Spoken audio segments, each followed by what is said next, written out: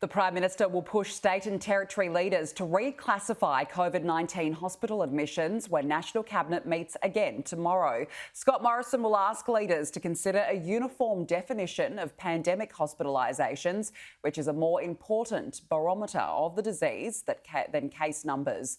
Yesterday, fresh data revealed the majority of patients are being admitted for other illnesses and are testing positive to COVID upon admission. There are 51 infected people on ventilators nationwide, and the Prime Minister says most of those are infected with the Delta variant or are unvaccinated.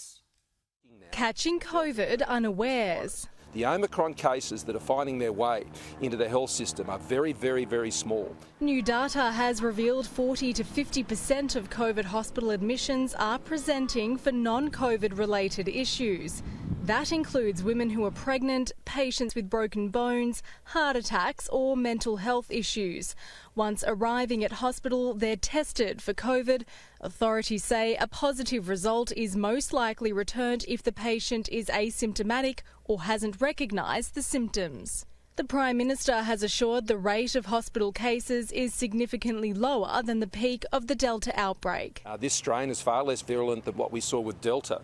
The majority of cases that we're seeing in hospital are people who are unvaccinated. If you want to end up in hospital, the most likely way to end up there from COVID is not to be vaccinated.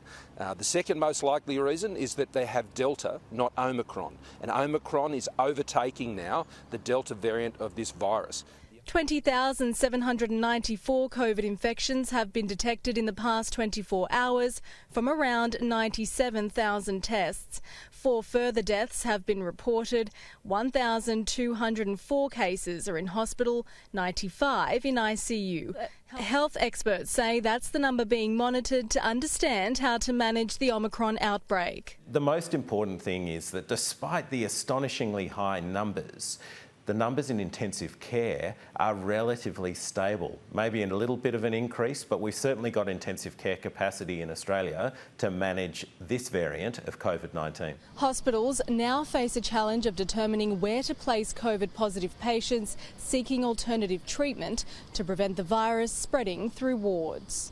The opposition says the New South Wales government's rules are placing pressure on the healthcare system. Hospitals still undertake that screening of whether the patient is a COVID positive patient or not. And you have to understand the resourcing for the hospitals is increased for COVID patients, even if that's not the primary reason for their admittance to hospitals. A staffing crisis is presenting at a number of New South Wales hospitals.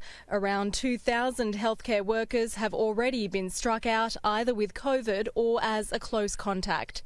Exemptions will be given to allow some close contact staff to return to work after a strict risk assessment. We have changed now, and we have to stop thinking about case numbers and thinking about serious illness, living with the virus, managing our own health and ensuring that we're monitoring those symptoms and we keep our economy going. Jessica Maggio, Sky News, Sydney.